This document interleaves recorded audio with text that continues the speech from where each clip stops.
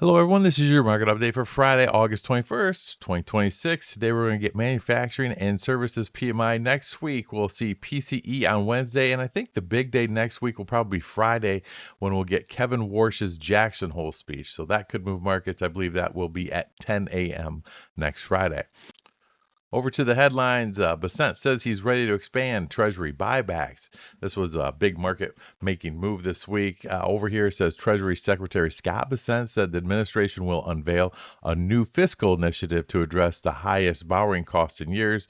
The Treasury Department will increase the size of buybacks on longer dated securities to at least double. I think this is could be more than $4 billion, basically. So, not a huge deal. It's kind of like putting a Band-Aid on a broken leg. They really need to address the deficits and the unfunded liabilities, which they can't do. So, they're doing their best to manage the long end of the curve. If we go over to the 30-year, we'll see that we were down sharply on the initial news, and we gave most of that back yesterday, and we're rebounding. So, I don't think this is going to really suppress long-term rates. I think the Fed would probably have to help with the Treasury to do this. Otherwise, again, they're just robbing Peter to pay Paul. So I don't think this is going to move the needle much. Ultimately, I think the dollar will be the relief valve. So if we go over to the dollar currently at 98.65, we broke the cycle trend line. And as I've been saying, I think we made a significant top here in late June, and the downtrend is resuming. The next 3-year low, I do not expect until late 2027 to early 2028. I have a repeat of the 2006 to 2008 playbook on here. And if that follows, we'll see that we just had our breakdown, and we're going to continue to trend lower into the next 3-year cycle low. I don't know that we're going to make it into the low to mid 80s, but I definitely think we'll probably see prices below 90 at some point in the next few years. And this is what's going to fuel precious metals significantly higher into late 2027. Over to gold, currently trading at $4,651. We're comfortably above the 200-day moving average. Now, if we look at 2006, it's not going to be straightforward. So I expect prices play out in a similar fashion here. So we could see some choppy to sideways price action for several months.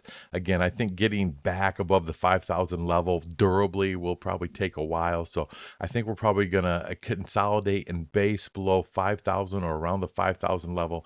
And then we may not break durably above it until next year. But if we follow 2006, then we could see prices exceed $7,000 by the end of next year, maybe early 2028.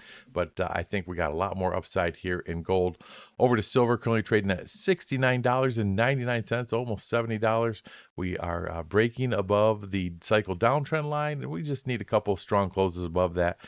Short-term resistance we have around these pivots here around $71.50. I think once we get above those, we'll be a little more confident in our bottom here in mid-July.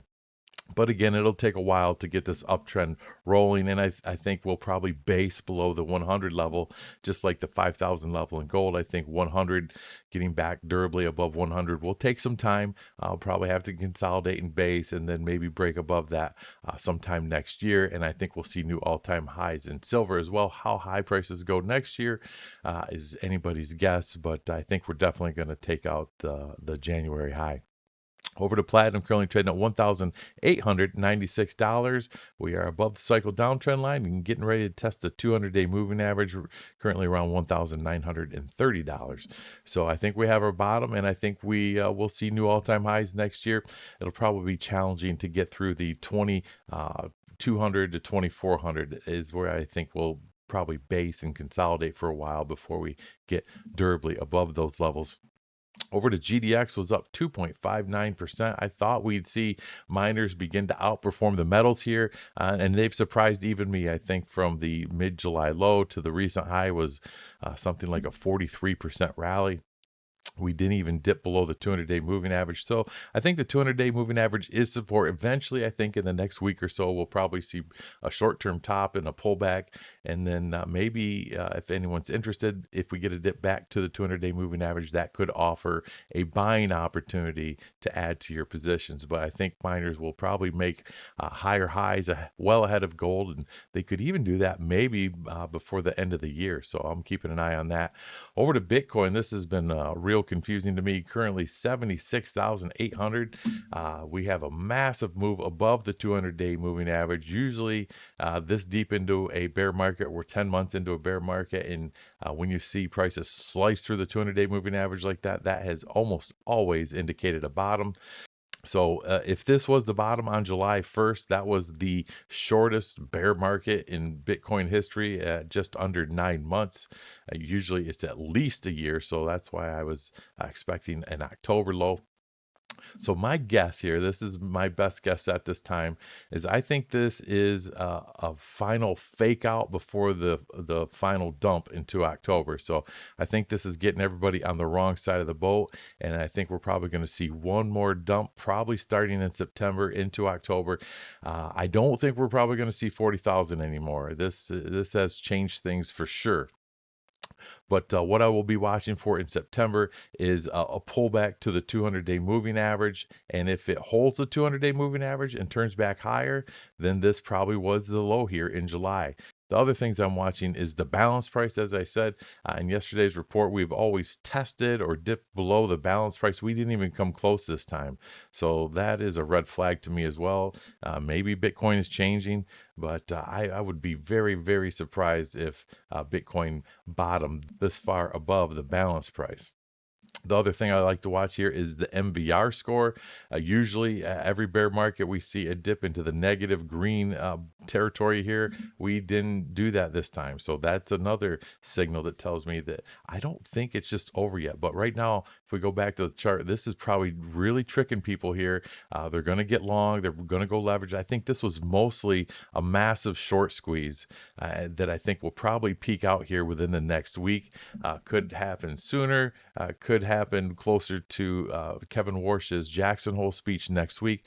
But I think we're going to see a pullback. And I have an example here of the 200-day moving average. So back in 2022, we had the cycle bottom. Prices exploded through the 200-day moving average. And then we got a pullback. Prices held the 200-day moving average. So my guess is at some point in September, we're going to see a pullback to the 200-day moving average.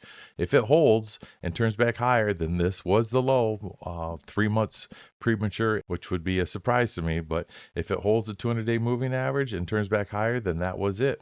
If it slips back below the 200-day moving average, then this was just a very convincing fake out to get everybody on the wrong side of the trade before the final plunge into October.